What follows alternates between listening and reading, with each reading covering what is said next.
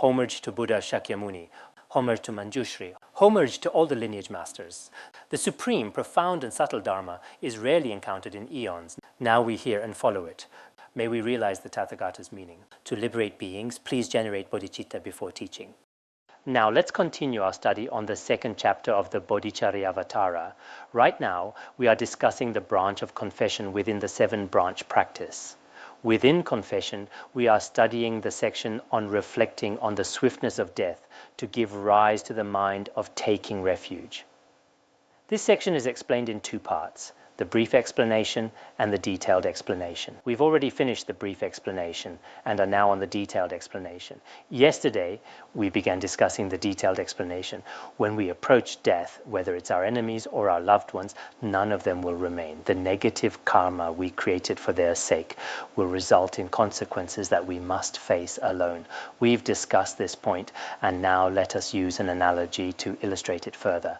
At the moment of death, everything we are attached to disappears, so we really shouldn't create all sorts of negative karma for the sake of this brief human life and all its fleeting existence. If we create negative karma just for temporary benefit, it's really not worth it. Why is this so? Because no matter what, life will go on. Some people live very happily, some live with a lot of suffering, but all of it is shaped and dominated by karma. If we create negative karma in this life, it will be harmful not only for this life, but for future lives as well. So we really need to reflect on our own values in this life. We need to examine what is truly meaningful in life. The next verse says, all of the things that I have used will become objects of memory, as if experienced in a dream. I'll never see what's past again. Some people might think if we create karma for the happiness of our loved ones, they will somehow accompany us in the future. But actually that's just wishful thinking. Things do not work that way. Why do we say this? Because our current life is really like a dream. There's no real difference between our current life and last night's dream. To put it more frankly, life truly is a dream. Many poets and singers in the world often say things like, life is but a dream. Why do they say this? Because everything we experience in life has no real substance. Even while we're enjoying something, there appears to be an object and a subject, but after a while, all would disappear. No matter how much happiness we experience in life, sometimes we gather with many people, enjoying delicious food and a wonderful, happy life, but that kind of life too disappears in a moment. Some people have experienced a lot of suffering in their lives, but that suffering too would fade away after a while. For each of us, our life journey is unique. Think about it. Everyone has had their own childhood, then followed by romantic or even a bit of mischievous youth. Then we move into an enthusiastic young adulthood. And now for most people, we find ourselves with gray hair in the later chapters of life. But if we pause and look back on our life, no matter how much happiness we've enjoyed or how much suffering we've endured, it all seems no different from last night's dream. No matter how glorious, successful or joyful we once were, or how much hardship, decline or pain we went through, now looking back it all seems equally insubstantial. As Mipham Rinpoche often said in his teachings, our present life is frequently compared to a dream, an illusion, a bubble, a shadow. By understanding life in this way, we can see its true value. We won't be so attached to our friends and loved ones in this life. If they suffer, or if we ourselves suffer, we'll see it as another dream and not cling to it. If we have not reached this level of realization, we would like many people in the world today. As soon as they encounter difficulties in life or things don't go well at work, they feel deeply troubled. They take every event as if it were absolutely real. They don't realize the truth that it's all just an illusion. As a result, they bring themselves great suffering in life. When His Holiness taught this verse, he shared a story when he was 16, studying at Nubzur Monastery's Buddhist school. He spent time there in systematic study of hearing, contemplation, and meditation. At that time, all his Dharma friends were full of life and energy, and everyone was cheerful and lively. But now, he said, only one old classmate, Lama Orgyen Tenzin, is still alive. Aside from the two of them, all the other young people from that time have already passed away and left this world. They are all gone now, one after another. Then His Holiness shared the following words. If back then I had created negative karma for the sake of my family or my own life, that karma would still be waiting for me now, but everything else from that time is now gone. Many experienced practitioners devote their entire lives to the Dharma, putting all their energy into the Buddhist path. From the experience of these great masters, we can often feel what life is really about and the importance of the Buddhist practice. Dilgo Khyentse Rinpoche once said, in Nepal, while teaching the Dharma at a monastery, "I am now 78 years old, and in my memory, so many people's stories have unfolded before my eyes, scene after scene, moment after moment." He then said, "In my memory, many people of my age have passed away, and many younger than me have also gone, and all the elders from that time have left this world as well. At the same time, there have been wars, epidemics, and great changes in many countries." Dilgo Khyentse Rinpoche then continued, "Everything has changed so much. Not only countries, people as well. Those who were once on top have fallen, and those who were low have risen. Now, when I look back, I see that so-called human life is nothing but a dream." So from the teachings of these senior practitioners, we can see their perspective on life. And we should reflect on our own perspective as well. This is something we should all understand clearly. Now, as we study the Bodhicharyavatara, many of you here are dedicating significant time on the study. Many people in the cities are now studying the Bodhicharyavatara as well. I really admire and rejoice in this. But the time we spend is still not enough. Why? Because every day we are so busy and preoccupied. The time we actually spend on Dharma is very short. In such a short time, it's hard to say if we can really make use of it. So as we study the Dharma, don't just understand it intellectually, but use every sentence, every teaching as a mirror to reflect on ourselves. Let it be a mirror for our body and mind. Use it to reflect on our life, our future, our goals for practice, and so forth.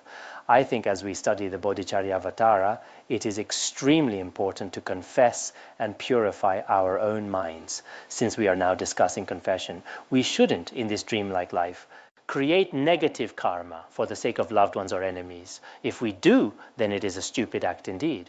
But how many people around us actually realize this? Look at the people around you every day. They're always fighting, competing, striving for their families and their work. It's a constant struggle day in and day out.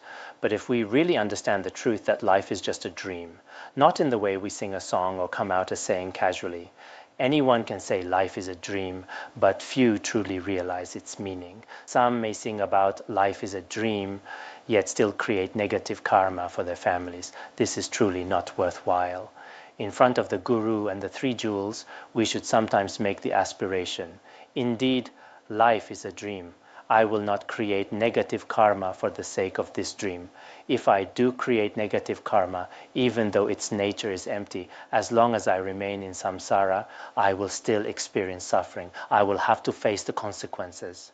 So whether my life is happy or painful, it doesn't really matter. Sometimes when I reflect on my own life, I remember when I was very young, before I went to school, I would herd yaks barefoot in the mountains every day.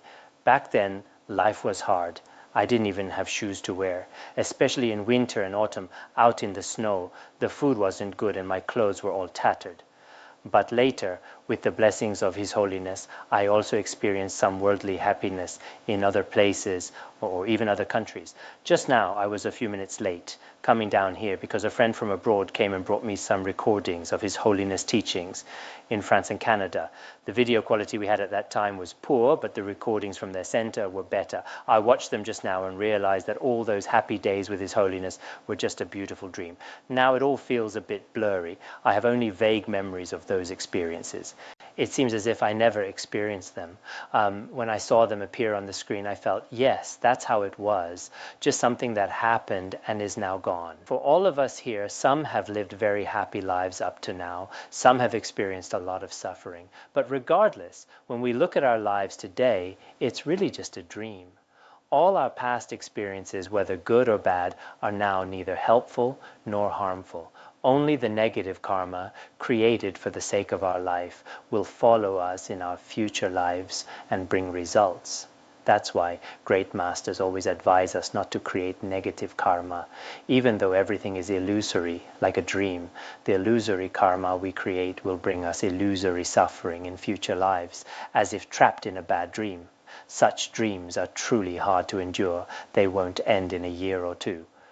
So, as we discussed yesterday, when we practice confession, we should recite the Vajrasattva mantra to purify whatever negative karma we've created, whether it was for the sake of friends and family or for our household. We must sincerely and wholeheartedly confess them. Without confession, there is no real benefit. Meanwhile, we shouldn't be too attached to life and its circumstances. In the end, it's all just a dream. There's not much real meaning in it. Next, the following verse says, "Even during this life, many of those I like and dislike have passed away, and yet the terrible misdeeds I've done for their sake remain before me."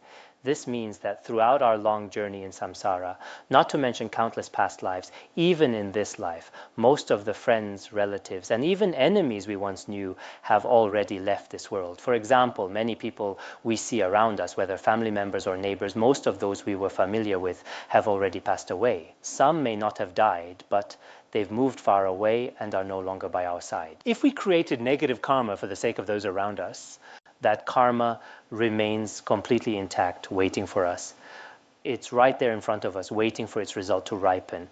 It's actually quite frightening to create negative karma for the sake of family. Sometimes I see mothers in families who, out of concern for their children's health, frequently kill animals to prepare fish or meat for them. They use the lives of many beings to sustain their children. But later on, when the child grows up, he or she leaves home. But the negative karma created for their sake remains waiting for you. Some people do the same for their elders or other family members, constantly creating negative karma in this way. In fact, this negative karma is like a person waiting for us just ahead. When we leave this world, we cannot take our wealth, status, or possessions with us. Only karma follows us wherever we go. No matter how wealthy a person is, no matter how much money, property, or cars he owns, none of it can be taken along. Not even the jewelry or ornaments he wears can be taken along, not even his own body. So what can he take away? Only karma. What follows us is karma, nothing else. As it says in the Sutra of Instructions to the King, when a king leaves this world, neither relatives nor possessions can go with him, nor can the retinues or closest companions. Only karma remains. Karma alone will always follow us. So all of us here should pay close attention to the law of cause and effect in our practice. If we don't understand or respect karma, whether we are a monastic or a layperson, it is not appropriate to be part of a Buddhist community. It's better not to join a Buddhist community, because the relationship between karma and its results is explained clearly in the Buddha's teachings. We must be able to discern and choose accordingly.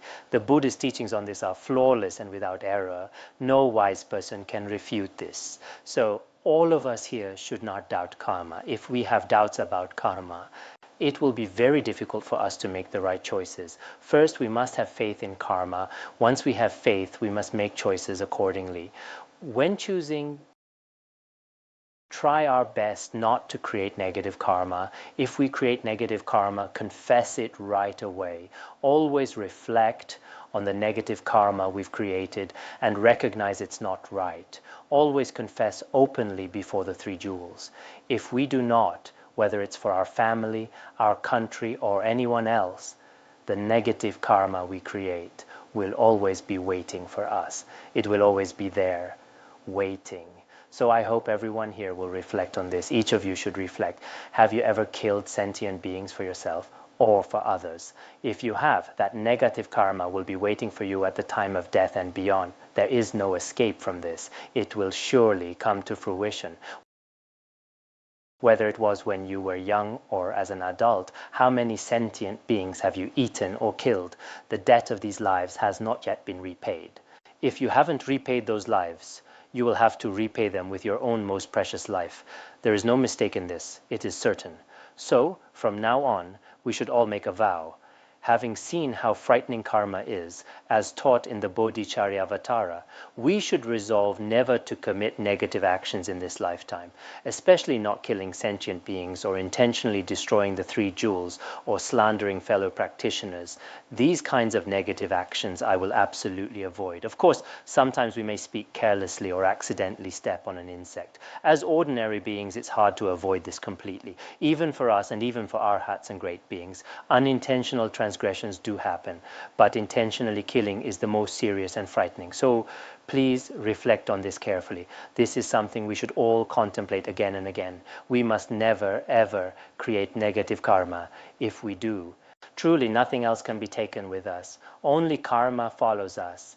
At the time of death, each of us will face a different situation. Some people may have created a lot of negative karma in past and present lives, and at the end of this life, a lot of negative karma will await them. Some people, even with heavy karma, have purified most of it through sincere confession in this life. At the time of death, they are basically free from negative karma. They can pass away peacefully and even be reborn in a pure land.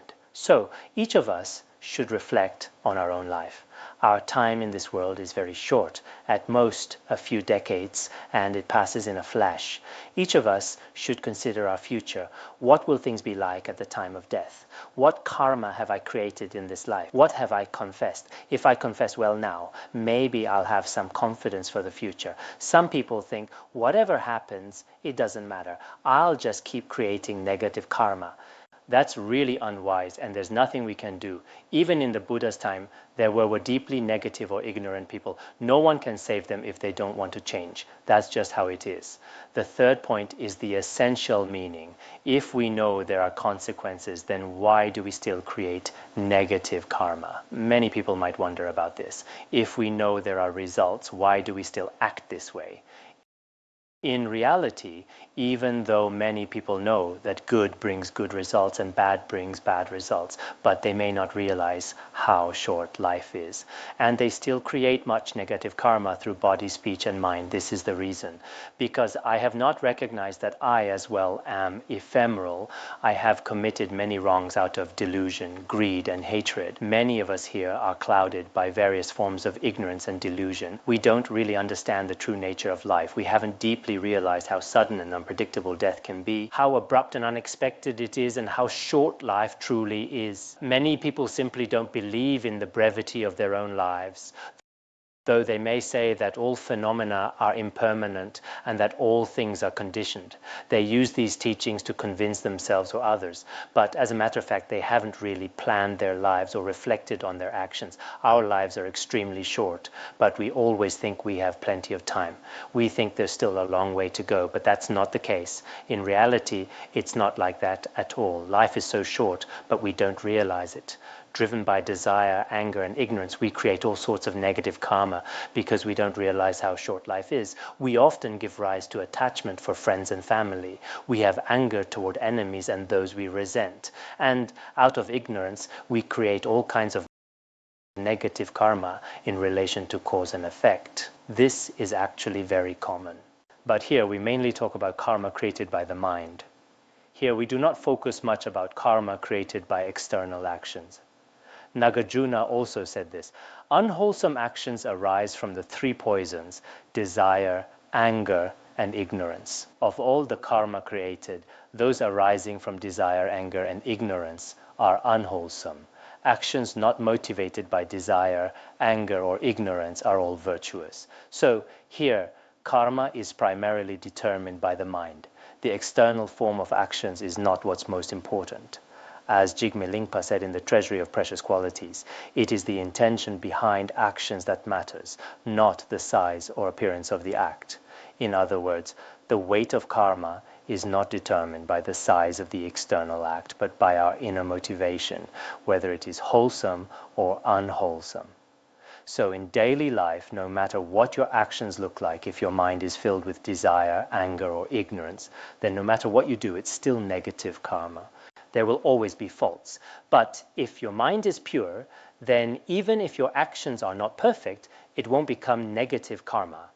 Therefore, you should pay close attention to the karma you create. Each person should examine the karma they create in daily life and see whether their mind is pure or not. If your mind is pure, then even if your actions aren't perfect, the fault is not so great. But if your mind is not pure, then even if you claim to practice Vajrayana or Zen or pretend to have great meditative accomplishment, it is not genuine. Ultimately, all karma is determined by the mind. This is how we should understand it. Next, we discuss the impermanence of life. Some people may think, my life won't be that short, right? I probably have a long time left. But in reality, human life is limited and short. Not pausing even a day or night, this life's continuously depleted and there is no extending it. So why would one like me not die? This means that our human life, even without encountering any unexpected obstacles, is always passing day and night in every activity. Our life is always passing by, never stopping for a moment. It's like a river that never stops flowing toward the sea, or like the sun setting in the west. Moment by moment, it's going down. In the same way, our lives, day by day, month by month, moment by moment, are always moving closer to death. Our lives only decrease, never increase, like a pond whose water source has been cut off. As explained in the instructions on impermanence, a pond with no new water only gets smaller, never bigger. All beings are moving toward death. This is impermanence. Again, this is the teaching in the instructions on impermanence. Also, when Patrul Rinpoche encountered every year's New Year when everyone else was celebrating and laughing, he would sometimes appear sad, even crying. When asked why, he would say, "We are getting closer to death with every passing year.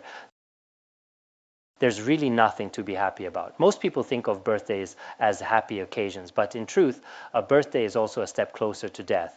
When a year passes, people say, "Happy birthday," but in reality, it is also a year closer to the day of death. But many people don't really understand the impermanence of life. As we just discussed, our life is always passing by, never stopping. There's never a pause, not even for a moment. Our lifespan in this life only decreases, never increases. There's no other life. So isn't it true that our lives will soon be over and that we will approach death at any moment? Yes, it will be over very soon.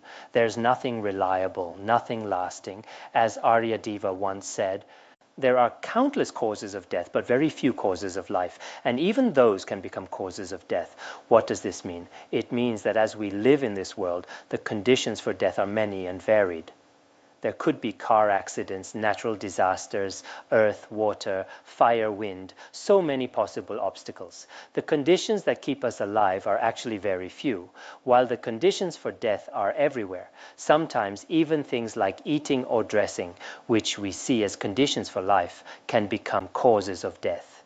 Even if our life encounters no obstacles, it still cannot last very long. Therefore, we should understand that our time in this world is not long. Every practitioner must know your life is actually impermanent. If you have a sense of impermanence and urgency in your heart, your Dharma practice will definitely be effective and diligent. But if you don't have this feeling of impermanence, like most people in the world today, you'll just be busy with meaningless things every day. Sometimes I really feel it's quite sad to see people living in such a way. Their understanding of Buddhist principles is very fragile. They usually get up in the morning, still half asleep. Then they open the window, make the bed, clear away the mess from watching TV or movies the night before, tidy up, take out the trash, and then they clean the house. After cleaning, they eat something, then go to the market to buy groceries, come home and start cooking. After cooking, they invite people over to eat and drink and just sit around idly. After eating, it's time for a nap, snoring away, sleeping like Zhu Bajie from the old stories. Then, after the nap, they go to work and do some tasks. Then it's time to make dinner and eat again, watch a little TV and go to bed. Every day is like this. In the whole 24 hours, there is almost no time spent truly studying the Dharma or reflecting on life. Almost none. Most people live like this. I've seen it so many times.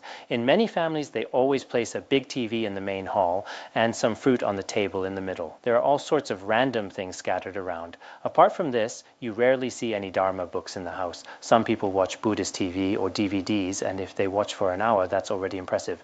Recently, some people called me and said, "We watched the Pure Land teachings for 3 hours." But in a whole lifetime, what is 3 hours? It's really not much at all. But that's just how life is for most people. Our life gradually gradually comes to an end in meaningless activities. A life that's not truly very meaningful. Even for many monastics, it's only now that we have this rare opportunity. With the blessings of the 3 jewels, we have the chance to be monastics. If not, we might be living the same way as everyone else. Sometimes I think nowadays, even watching Buddhist DVDs is a good opportunity to study. If we didn't have this opportunity, we might never hear the Dharma. It's not easy to give up everything at home and go to a solitary mountain or to Larungar to study. That opportunity is rare, but if we make good use of modern technology, it can truly be helpful. If we are diligent and reduce some of our worldly distractions each day, cutting down on unnecessary things and devote more time and energy into Dharma, it is meaningful to study, read, and listen to teachings. But we are strongly influenced by worldly life, but the Dharma imprinted on us in a limited way. So in this struggle, our faith in Dharma is often weakened and lost. This happens a lot. So for those of us who are monastics, we should really appreciate how rare this opportunity is. To have the chance to be ordained in this life is something that's incredibly rare, even in millions of eons. Without such an opportunity, even if we study the Dharma, but the time we'd spend on it would be very limited. Maybe we'd study for an hour a day and feel it is a great achievement. Or we watched a Dharma DVD for an hour and thought it was amazing. But now, let's move on to the next section, reflecting on the impermanence of terrifying death to give rise to the mind of refuge. This is explained in both a brief and a detailed way. First, the brief explanation. While I am lying in my bed surrounded by all my relatives, I will experience alone the feeling of my life being cut. What this means is, each of us will die in our own unique way. Some people die suddenly and unexpectedly, others die at home or in a hospital, but no matter what, at the moment of death, maybe you're in a hospital, maybe at home, maybe in a monastery, your friends and family will all gather around you, watching over you.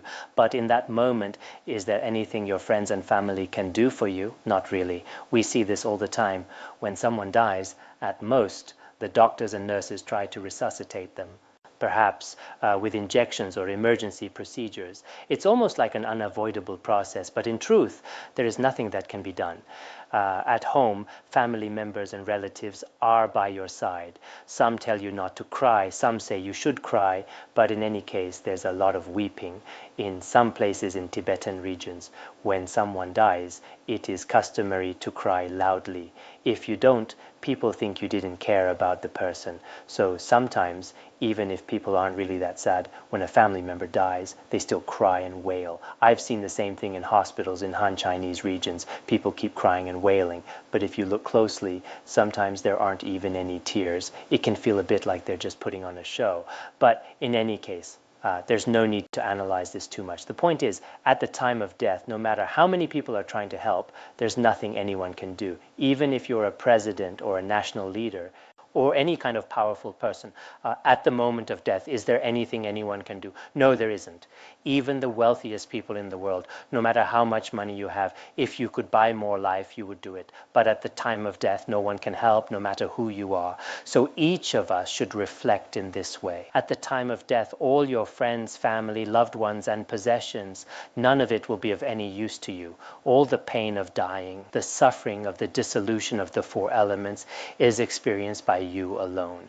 The Buddha also taught this in the Infinite Life Sutra.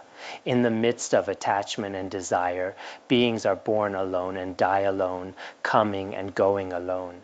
So for all sentient beings, no matter who you are, you come into this world alone and you leave it alone as well. As the great masters have said, it's like pulling a hair out of butter.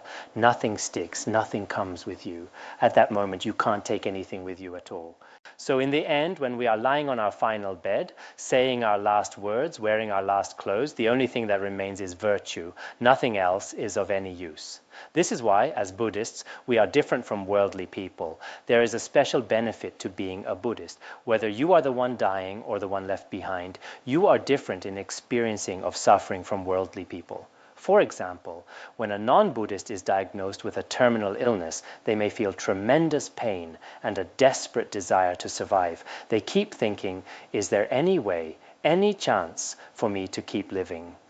Many people feel this way, but if someone has studied Buddhism, they know that life doesn't truly end with this life existence. There are many lifetimes besides. This life is impermanent. Several years ago, when Dudjom Rinpoche was in New York, an American woman was diagnosed with a terminal illness. After her diagnosis, she was in great pain every day. She heard that a great Tibetan master had come to America. Out of both curiosity and hope, she came to see Dudjom Rinpoche. When she met Dudjom Rinpoche, she immediately began to cry loudly. Dudjom Rinpoche, however, was not disturbed. He simply laughed joyfully. He asked her, "Why are you crying?" She said, "The doctors say I only have a few months left to live, so I am in pain day and night, constantly suffering." She described all her suffering in detail. Dudjom Rinpoche said, "It's okay. You will die, but so will we. There's no one who doesn't die. It's just a matter of time."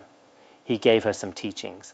After hearing those teachings, her fear of death was reduced by half. From then on, she devoted herself to Buddhist practice, and it said that her illness was eventually cured. Indeed, some illnesses can be healed through the blessings of the three jewels. There are cases where hospitals have given up hope, but through Buddhist practice and meditation, people have recovered and cured. Of course, not every illness can be cured. If you really understand the Buddhist perspective, you will find comfort in your heart. So when we face death, the best medicine in the world is the nectar-like teachings of the Buddha.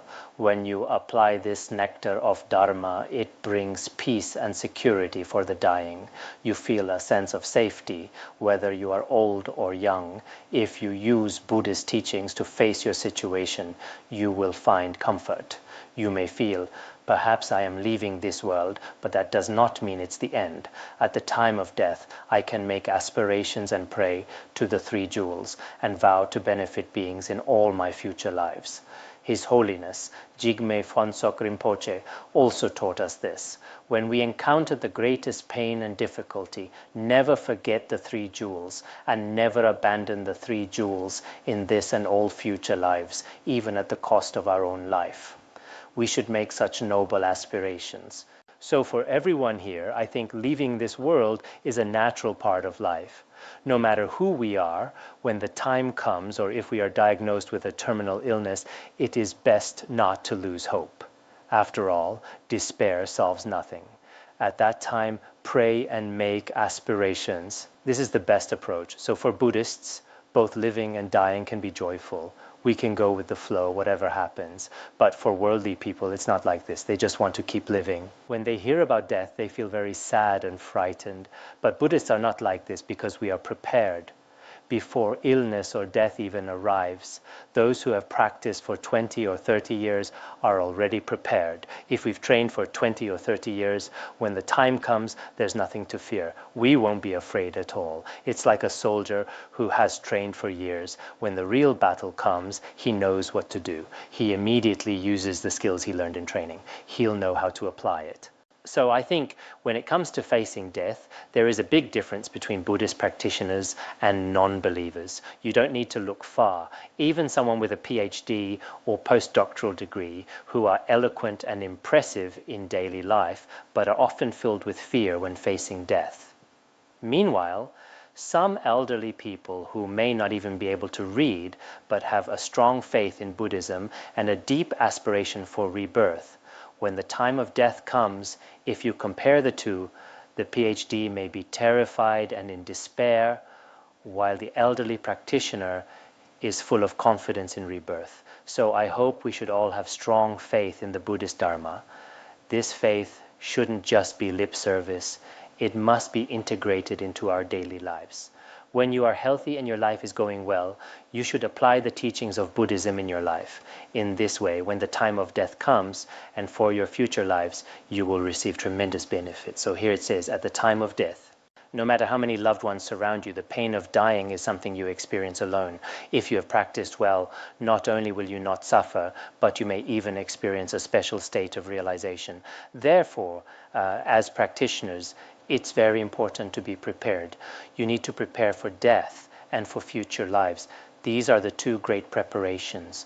Most people in the world do not think this way. From childhood, they prepare for school, then for a career, for a family, then for a house.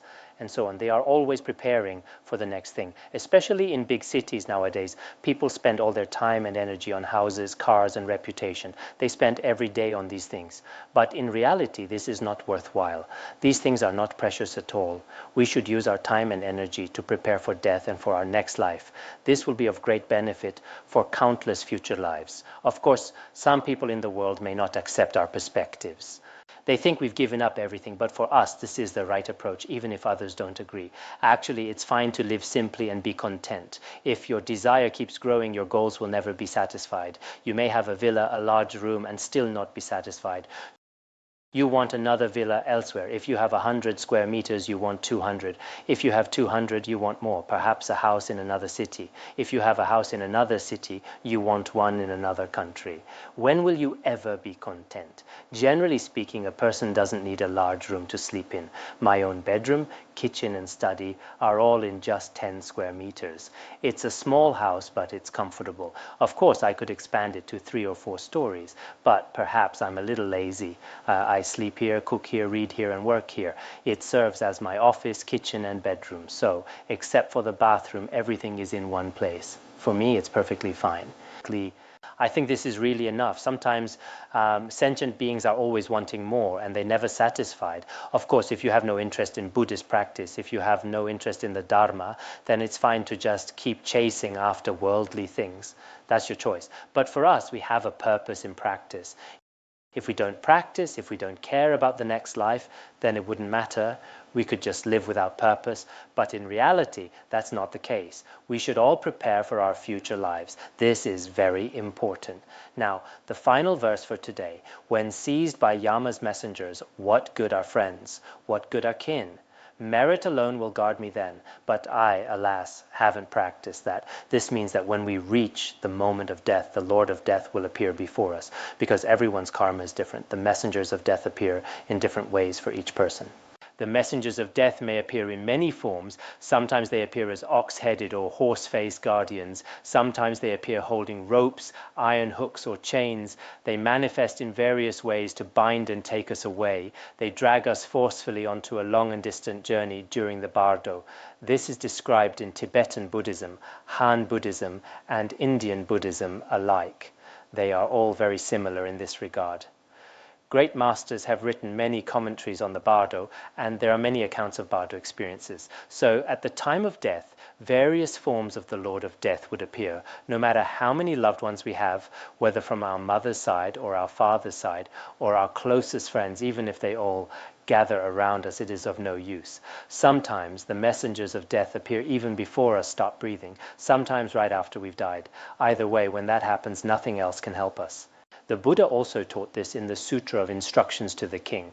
When a person is lying on their final bed at the end of life, all the messengers of death gather before you, and all worldly things, everything you've ever had, are of no use to you at all.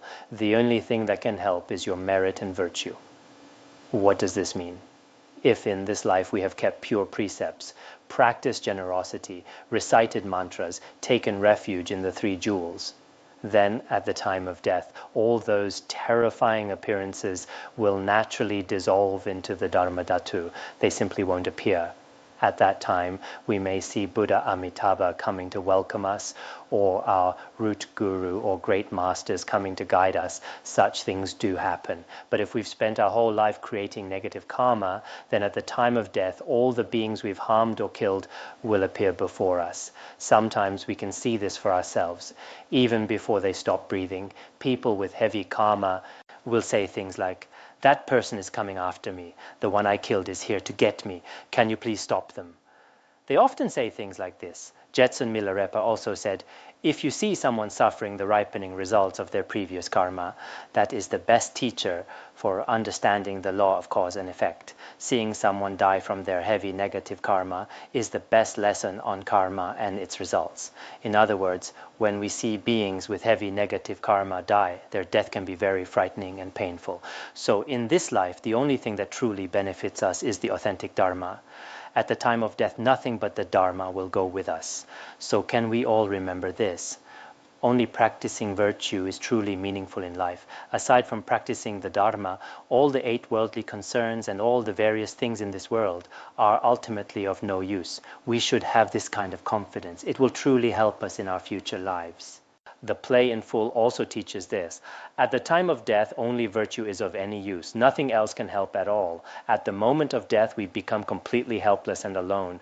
There is no one and nothing to rely on. So on the other hand, if we practice virtue now, if we regularly practice Guru Yoga, recite Amitabha's name, then at the time of death, auspicious signs will definitely appear. We won't be afraid of death. We often see that the death of a practitioner is completely different from the death of someone with heavy negative karma.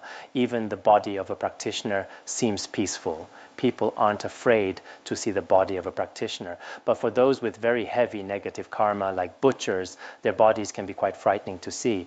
At the time of death, we can see very clearly what kind of person they were. So all of us here will face death one day. But when that time comes, whether we feel confident or not makes a big difference. For example, when our academy is on break, everyone travels. Some people have money and are happy. They can eat and stay wherever they like. They can enjoy themselves and they're quite content. Others don't have money, so it's hard to eat or find a place to stay and they suffer. But either way, everyone has to make the journey together. It's the same with death. If we've practiced virtue, accumulated merit, and kept pure precepts in this life, then we'll die peacefully and joyfully. But if we've spent our life creating negative karma, I've seen people like this, at the end, they cry out saying, "What about my wealth? I can't let go." Some say, "The animals I killed are coming for me. Can you stop them?" I remember a villager I knew. He spent his life hunting in the mountains with a rifle. At the end of his life, even before he stopped breathing, he saw all kinds of animals, deer, antelope, and so on, coming to disturb and harm him. He died crying out in this way. So for all of us here, it's truly a great fortune to have faith in Buddhism. In this short life, don't develop wrong views or become confused about karma, even if we're studying Buddhism and have taken lay or monastic vows. If we later follow bad companions, we can end up in a sad situation. That's a truly unfortunate outcome, and I hope none of us will experience it. So we must practice virtue.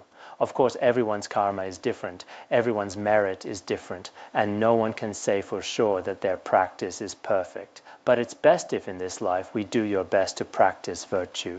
Then at the end of our life, we won't be so afraid. So at the time of death, relatives and friends are of no use. Wealth is of no use. Status is of no use. Even your closest companions are of no use. Nothing is of any use, not even if you're the president of a country. When Arafat died in a hospital in France, so many people were there, but it made no difference. Patrul Rinpoche also said, in the words of my perfect teacher, no matter how many soldiers you have, even if you're the head of the military, at the time of death, can you use your army? No, you can't. You have to face the fear of death all by yourself. So human power and talent are not what matter most at death. What matters most is faith. You must have faith in the 3 jewels. With faith, you will act in line with karma. If you pay attention to karma and confess your past negative actions, even your past negative karma can be purified. So everyone should sincerely have respect for the 3 jewels. Even if you risk your life, never abandon the 3 jewels. If you have this kind of resolve, then at the time of death, the 3 jewels will appear to you and you will be reborn in a pure land. So as the verse says, the only true protection at the time of death is the 3 jewels, faith and merit. But unfortunately, many people have never practiced virtue at all. Of course, those who have taken refuge in the Buddha have some merit and have practiced virtue. Especially in the future, I hope that all members in the Buddhist Study Association will at least take one precept, such as the lay precepts. Of course, if you don't want to take refuge but still want to study, that's fine. I've said this before. But I hope each of you will at least take one precept in your mind stream. And when it's convenient, especially for lay people who are hard to live like a monastic every day, take the 8 one-day precepts on special days throughout the year. That way, in this life, you'll have a foundation of precepts. With that as your support, you can make offerings, practice generosity, take refuge, recite mantras, and then in your future lives, you'll have a sense of security. If you don't do this and are always busy, only practicing Buddhism superficially, then at the time of death, no one can be sure what will happen. That would be truly unfortunate. This is a great opportunity for us now. I hope everyone will persevere and not give up halfway. If you do, it makes no difference to me. I am not a perfect teacher or practitioner, and I'm not really qualified to teach you, but I have relied on good teachers for a long time, and I think I can share the basic teachings of Buddhism.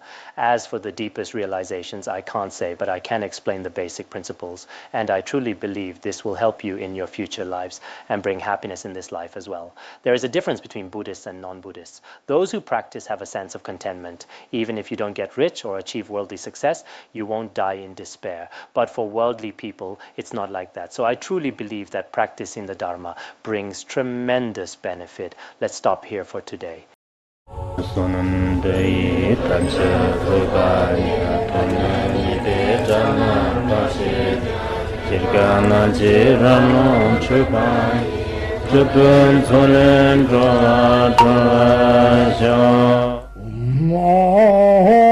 Bandara Badna Sodargye Bandara Badna Sodargye Bandara Badna Sodargye